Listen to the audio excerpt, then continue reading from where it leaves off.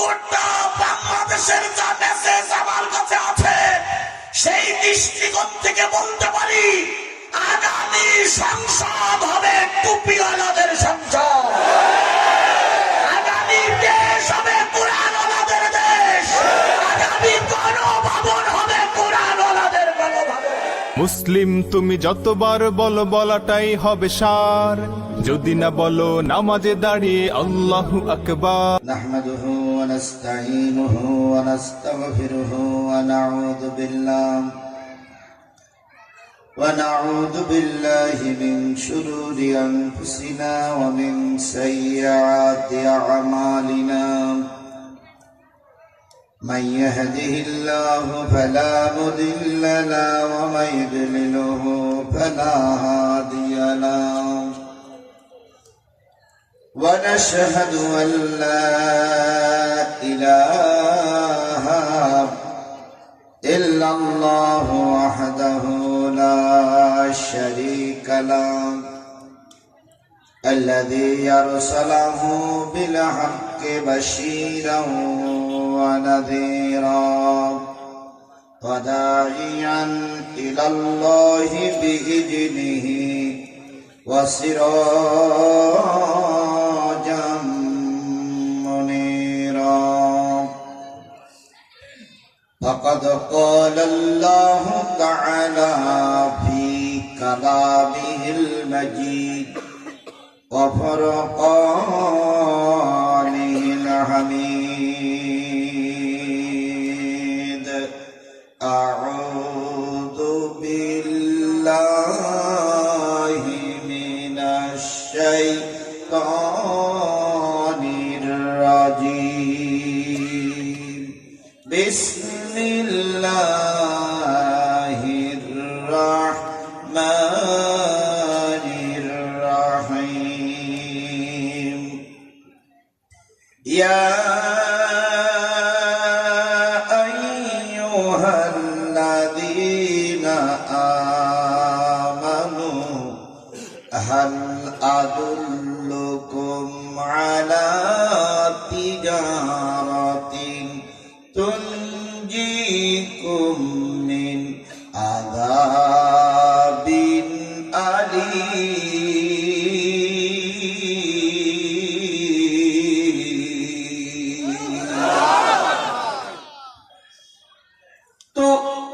تؤمنون بالله ورسوله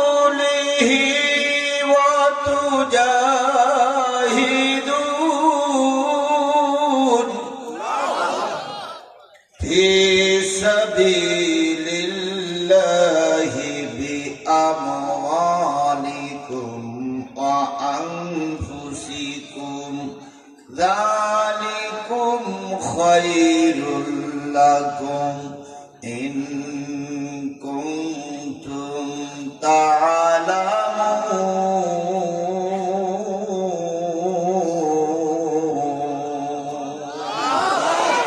يغفر لكم ذنوبكم ويدخلكم جنات تجري من تحتها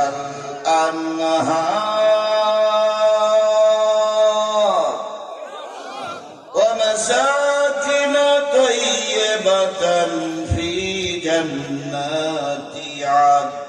ذلك الفوز العظيم.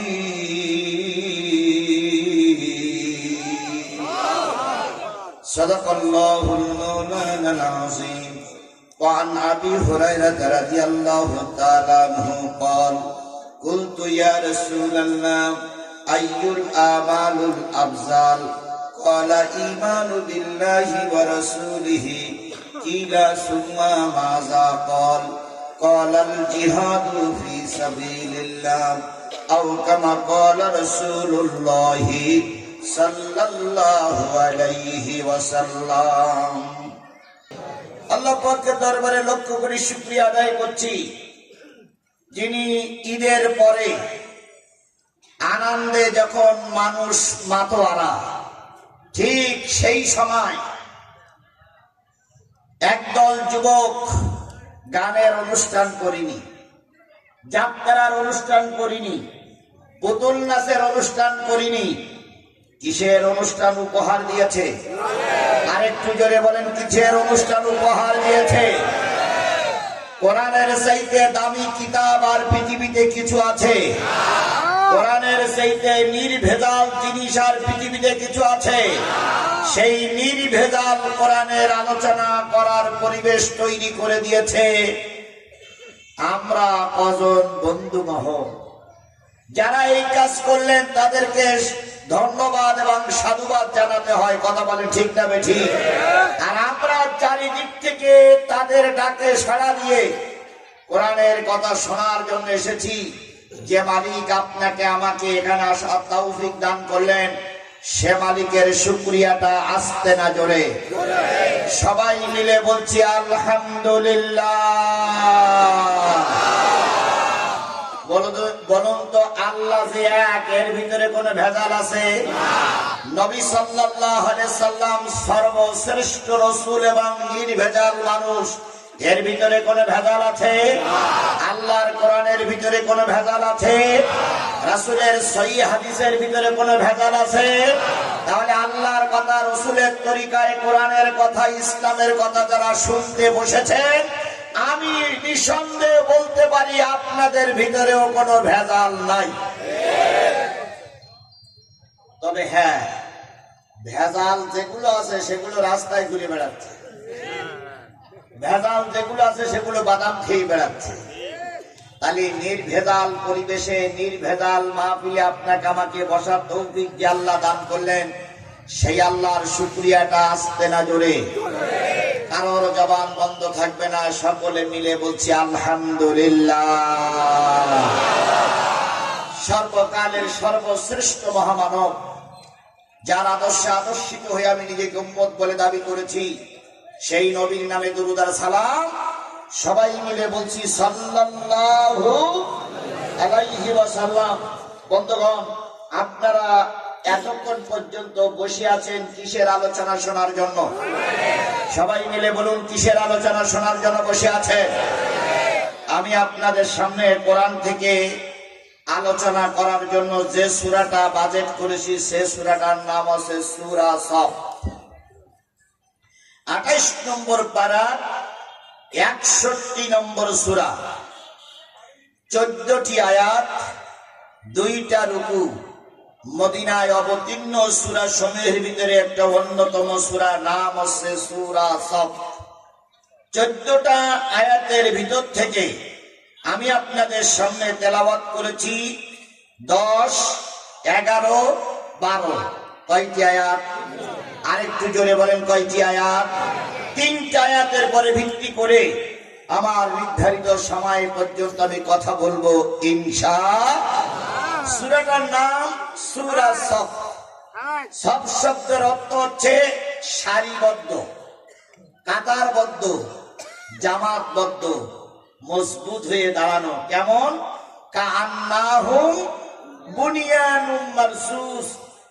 মাটি আর পাথরের পাহাড় নয়, শুধু মাটির পাহাড় নয়, শুধু পাথরের পাহাড় নয়, সীসা ঢালা পাহাড়ের মতন মজবুত হয়ে দাঁড়াতে হবে। এটার নাম আছে সফ।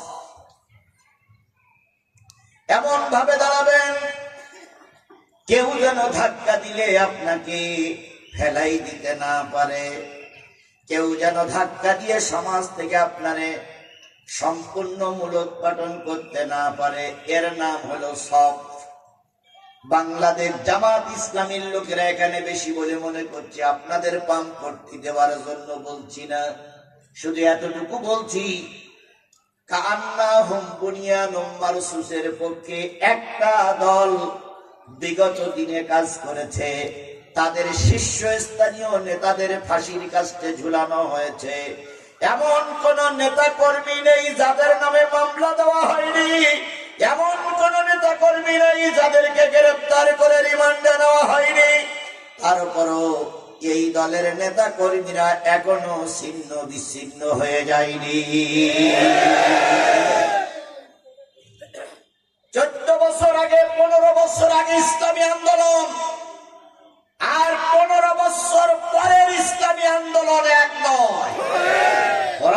বলেছিল ফু দিয়ে আমাদেরকে উড়াই দেবে। কথা বলেন ঠিক না ঠিক? যখন শীর্ষস্থানীয় নেতাদের ফাঁসি হলো, তখন বারবার বলতেন জামাত ইসলাম আর এদেশে মেরুদণ্ড সোজা করে দাঁড়াতে পারবে না। কিন্তু খেয়াল করুন, সিনিয়র নেতারা যখন ফাঁসির কাস্টে ঝুলেছে, ফাঁসির কাস্টে ঝোলার আগেই তারা আগেই নেতা নির্বাচন করে রেখে গেছে, আমার মৃত্যুর পরে এখানে কে দাঁড়াবে। আবার তাদের পরে যখন দায়িত্ব দেওয়া হয়েছে, তারা পরবর্তী জেনারেশন ফিট করেছে যে আমাকেও যদি গুলি করে মারে আমার জায়গায় কে দাঁড়াবে। কথা বলেন ঠিক না বেঠিক? এভাবেই করে সংগঠন তিলে তিলে এখন এমন একটা জায়গায় এসে দাঁড়িয়েছে। আমি গতকালকে মাহফিল করেছি চাঁপাইনবাবগঞ্জ। সেখানে প্রার্থী হচ্ছে নুরুল ইসলাম বুলবুল, সাবেক শিবিরের কেন্দ্রীয় সভাপতি। গোটা বাংলাদেশ সফর করে আমার যা আইডিয়া বা ধারণা এসেছে, যে অবস্থা আছে এই অবস্থা যদি ঠিক থাকে আর আমরা যদি সুষ্ঠু ও স্বাধীনভাবে আমাদের ভোটাধিকার প্রয়োগ করতে পারি, গোটা বাংলাদেশের যা মেসেজ আমার কাছে আছে, সেই দৃষ্টিকোণ থেকে বলতে পারি আগামী সংসদ হবে টুপিওয়ালাদের সংসদ। আগামী দেশ হবে কোরআনওয়ালাদের দেশ। আগামী গণভবন হবে কোরআনওয়ালাদের গণভবন।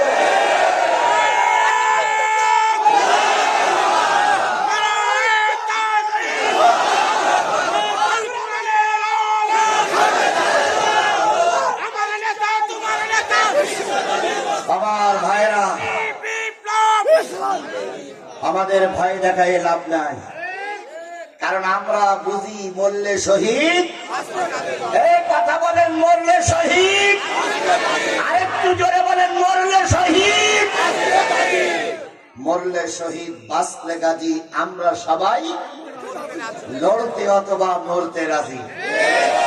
যে জাতি মরার ভয় করে না, যে জাতি জেল জুলুমির ভয় করে না, যে জাতি জীবন দেওয়ার জন্য প্রস্তুত থাকে, ওই জাতিকে কখনো দাবিয়ে রাখা যায় না। সুতরাং সূরাটার নাম হচ্ছে কান্নাহুম বুনিয়ানুম মারসুস। সীসা ডালা পাহাড়ের মতন তোমরা দাঁড়িয়ে যাবে। যদি গুলি হয়, প্রথম সারির লোক পড়ে যাবে, দ্বিতীয় সারির লোক আবার দাঁড়িয়ে যাবে, দ্বিতীয় সারির লোক পড়ে গেলে তৃতীয় সারির লোক দাঁড়িয়ে যাবে। এভাবে করতে করতে 70 সারির সব লোকগুলো যদি মারাও যায়, কোরআনকে ময়দানে ফেলে এরা পালায়ে যাবে না। চুয়াডাঙ্গার মুসলমানদের সম্পর্কে আমার অনেক দিন আগের থেকে ধারণা রয়েছে, এরা বুক দেয় কিন্তু পিঠ দেয় না। সুতরাং আমরা সারিবদ্ধ ভাবে দাঁড়াতে চাই। কিসের জন্য?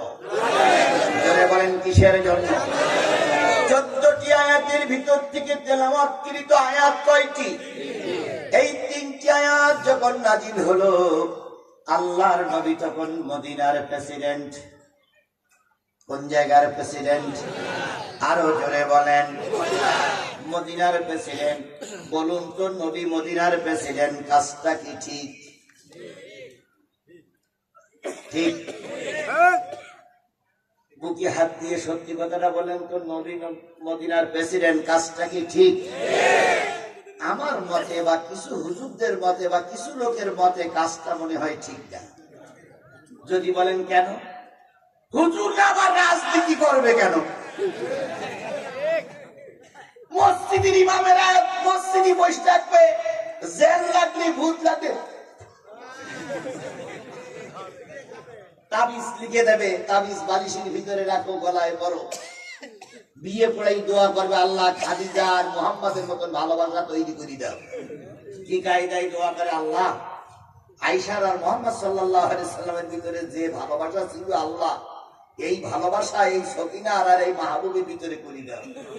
কয়েকদিন পরে দেখা গেল সকিনা ডিভোর্স দিয়ে চলে গেছে। তাহলে দোয়া কোন দিক গেল? এই কাজ কি শুধু হুজুরদের? তাই যদি না হয়, দেখবেন সমাজের চেয়ারম্যান মেম্বারেরা বিচার করতেছে স্কুলের সামনে, মসজিদের ইমাম সাহেব আসরের নামাজ পড়তে হাঁটতে হাঁটতে বিচারের স্থানে এসে একটা চেয়ারে বসেছে। চেয়ারম্যান দেখে বলে, হুজুর আপনি এখানে এসেছেন কেন? আপনি মসজিদে থাকবেন কি এখানে আপনার কি? তার মানে বুঝাচ্ছে যে বিশ্বাসশালী সুযোগ দ্বারা করতে পারবে না, করবে ওই গোলগুলো বের করা যায়। সুতরাং যে জিনিসটা বোঝাতে চাচ্ছিলাম, নবী মদিনার কি, আরো জোরে বলেন নবী মদিনার কি।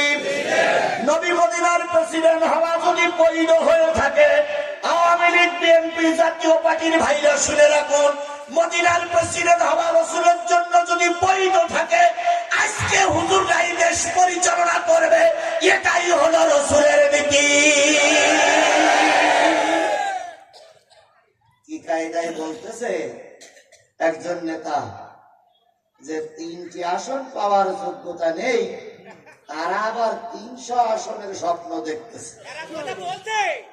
বলিনি বলিনি বলিনি, আল্লাহর কসম, যত দিন যাচ্ছে ততই জানা যাচ্ছে কাদের জনপ্রিয়তা বাড়তেছে আর কাদের কমতেছে।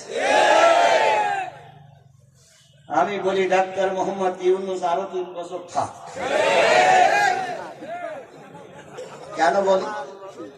3 বছর যদি থাকে তাহলে জনগণ বুঝবে যে কারা চাঁদাবাজ, জনগণ বুঝবে যে গরিব মানুষের গরু টরু কারা চুরি করতেছে, এটা বুঝবে ঠিক।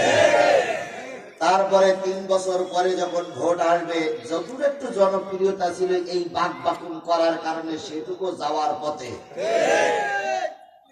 আজারিন নিয়ে বাজে মন্তব্য করেছ, আলেমদেরকে নিয়ে বাজে মন্তব্য করেছ, স্পষ্ট করে শুনে রাখো, আল্লামা সাঈদীর নিয়ে বাজে মন্তব্য করার কারণে শেখ হাসিনার ভরাডুবি হয়েছে।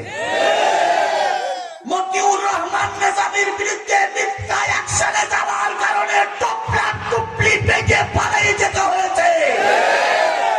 ওর থেকে যদি শিক্ষা নিয়ে তোমরা কাজ না করো, হয়তো ওদেরও যে দশা হয়েছে তোমারও সেই দশা হতেই পারে।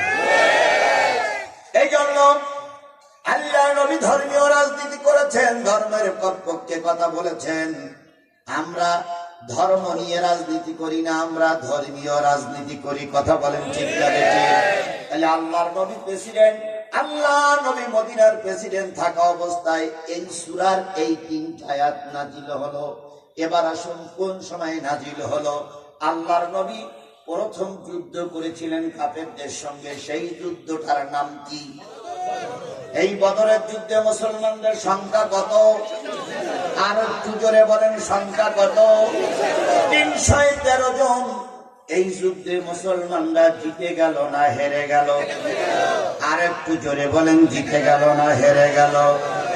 মাত্র 313 জন লোক নিয়ে বদরের যুদ্ধ হারলে জিতে গেলেন। তাহলে বোঝা গেল লোক সংখ্যা দেখে বিচার হয় না, বিচার হয় মানুষের ঈমান আমল দেখে। 5ই আগস্টের পরে কিছু নতুন নতুন মুখ জামাত এবং বিএনপির দলের ভিতরে ঢুকেছে না ভাই? 5ই আগস্টের আগে এদের কোনো দেখা যেত না। এখন আবার নতুন করে কেউ জামাত হয়েছে, কেউ বিএনপি সেজেছে। কি হয়েছে না হয়েছে না হয়েছে না? একটা জিনিস মনে রাখবেন, বদরের যুদ্ধের সাহাবী আর মক্কা বিজয়ের পরের সাহাবীর সম্মান এক নয়। আমার নামে 20টা মামলা, 5 দিন আমার আয়না ঘরে থাকা লেগেছে। পুলিশ আমার পিছন দিক থেকে গুলি করেছিল, কিন্তু আল্লাহর কি খেলা, গুলি বাহির হইনি। বাহির হলে এতদিন আমার মাটি এবং আমার গোস্ত হাল সব মাটির সঙ্গে মিশে থাকতো। তো যারা আমার নামে মামলা দিয়েছিল কয়েকদিন আগে, তাদের এক নেতার সঙ্গে দেখা, খোসা খোসা দাড়ি রেখেছে, মাথায় একখান টুপি পরিস, হাজি রুমাল একখান ঘাড়াই দিয়েছে, তসবি একটা নিয়ে কালেমা পড়তেছে। তো আমার দেখি আগে সালাম দিয়ে বলতে, জিহাদি ভালো আছো? আলহামদুলিল্লাহ। তো তোমার কি অবস্থা? দেখো না টুপি পরিছি, দেখো না মুখে দাড়ি রাখিস। এই নামাজ পড়ি বাহির হলাম, তসবি হাতে নিস। আমি বললাম, ইয়ে দিয়ে তুমি কি বোঝাতে চাচ্ছ? কয়, আগে ছিলাম আওয়ামী লীগ, এখন হয়েছি জমাত। এখন কি হয়েছে? জামাত ইসলাম না জমাত। আমি বললাম, তুমি জমাত কবে? ওই যে 5ই আগস্টের পরে। তাই বললাম, জামাত ইসলামে ঢুকতে গেলে প্রথম সহযোগী সদস্য ফরম পূরণ করা লাগে। তুমি কি পূরণ করিস? ওসব পূরণ করে আমার সময় নেই, আমি আগে ছিলাম আওয়ামী লীগ, এখন হয়েছে জমাত। এরকম লোক আছে না নাই? জোরে বলেন, আছে না নাই? আপনি আসুন, আপনাকে আমরা সাধুবাদ জানাই। কিন্তু জামাত বিএনপির নাম করে শেখ হাসিনাকে খোলে খোলে আনার জন্য পরিকল্পনা করবেন।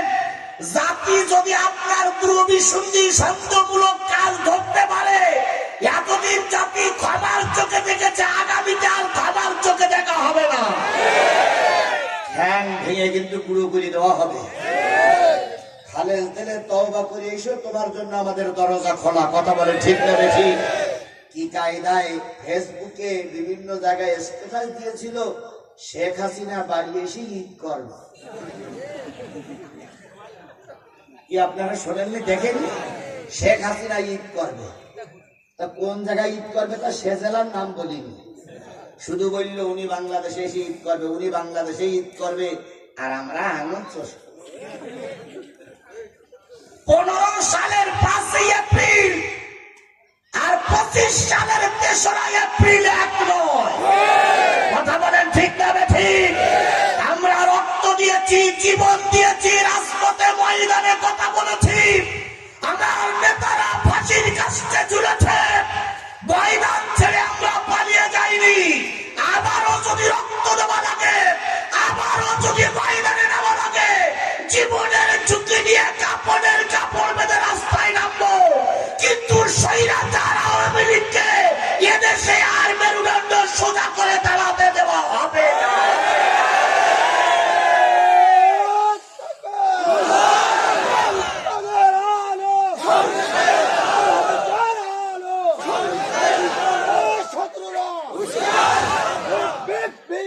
আমার ভাইরা,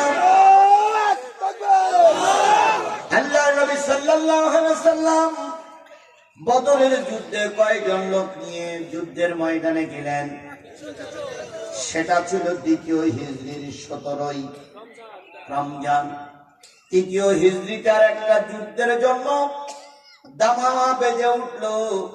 আবু সুফিয়ানের নেতৃত্বে 3000 লোক আসতেছে মদিনার নবীকে মারার জন্য, মদিনাকে ভেঙে তছনছ করে দেওয়ার জন্য, মদিনার রাষ্ট্রদ্বারে সম্পূর্ণ দখল করে নেবার জন্য কয় হাজার মানুষ আসতেছে। আল্লাহ রাসূল সংবাদ পাইলেন, ওরা পরিকল্পনা করতেছে মদিনা দখল করবে। নবী 1 বছর চেষ্টা করে, সাধনা করে, শাওয়াল মাসের প্রথম সপ্তাহে ওরা আসবে এ সংবাদ নবী পেয়ে গেলেন। নবীজি সারা বছর চেষ্টা করে 1000 লোক তৈরি করলেন। 1000 লোক তৈরি করে যুদ্ধের জন্য যখন প্রস্তুতি নিচ্ছে, ঠিক সেই সময় গোয়েন্দা বিভাগের মাধ্যমে সংবাদ আসলো, ইয়া রাসূলুল্লাহ, তাদের শুধু 2000 আছে উট, 1000 সুসজ্জিত ঘোড়া। ঘোড়াগুলো সব যুদ্ধের জন্য ট্রেনিং দেওয়া। 20 থেকে 25 জন সুন্দরী নারীকে শুধুমাত্র ছোট ছোট 2টি পোশাক পরিয়ে ওরা ময়দানে ছেড়ে দেবে। আর ওই ময়দানে কাফের যুবকেরা ওই নারীরে ব্যবহার করতে চাইলে ওরা বেকসুর সুযোগ দিয়ে দেবে। ওরা সুযোগ দেবে, নারীদের ব্যবহার করবে। আর নারী যখন ব্যবহৃত হবে, ওই নারী যুবকের গলে চুমো দিয়ে বলবে, আমাকে তুমি বিনা পয়সায় ব্যবহার করেছো, আবার এসে ব্যবহার করবে, বিনিময়ে একজন সাহাবী মেরে এসো,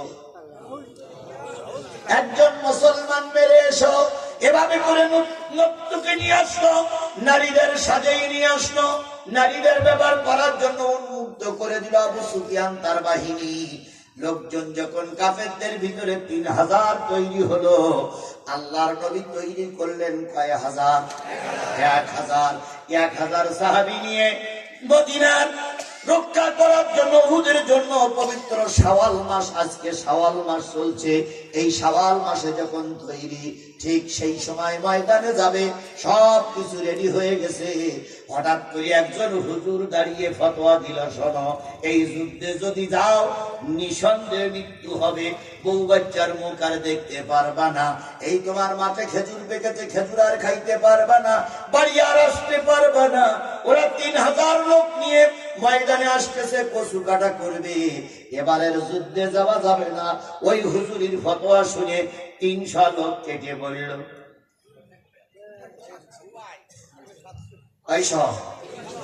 এখান থেকে যারা কেটে পড়বে বুঝতে পারে ওই দলেরই লোক।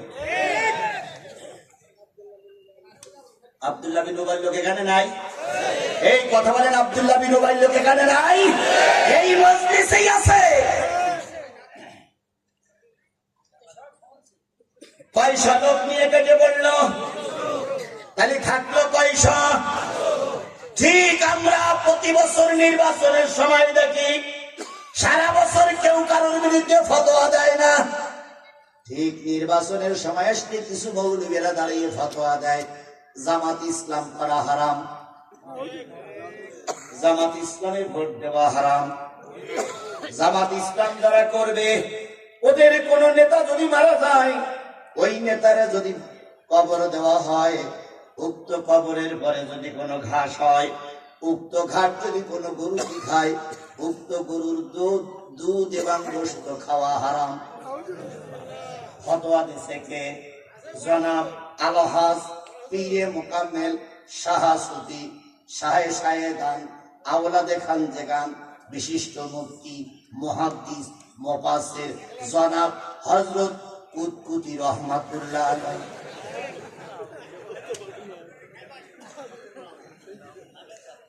এরকম ফতোয়া দেওয়া মৌলবী আমার দেশে আছে না নাই? এখানে ওই জাতির কিছু লোক আছে না নাই? তারা একটু হাত তোলেন তো, হুজুর আমরা ফতোয়া দেওয়া লোক।